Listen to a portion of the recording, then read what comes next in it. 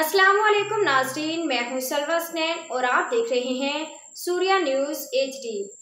आइए नजर डालते हैं आज की अहम। कराची स्पोर्ट्स से रिपोर्टर सदसाला जशन Makran sports and captain Abdul Rashid football championship 2025 में 2 मुकाबले खेले गए। पहला मैच कमाड़ी मोहम्मदन और ताज मुस्लिम के दरमियान हुआ, जिसमें कमाड़ी मोहम्मदन ने शानदार खेल का मुजाहरा करते हुए 0 के मुकाबले में 8 गोल से कामयाबी हासिल की।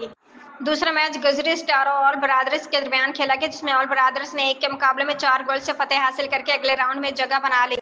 आज के man of the match Pakistan national football team के खिलाड़ी अब्दुल वहीद बलोच ऑल ब्रादर्स में लीड करार पड़े। उन्हें मैन ऑफ द मैच का अवार्ड साबका नेशनल फुटबॉलर उस्ताद अल मुराद ने दिया।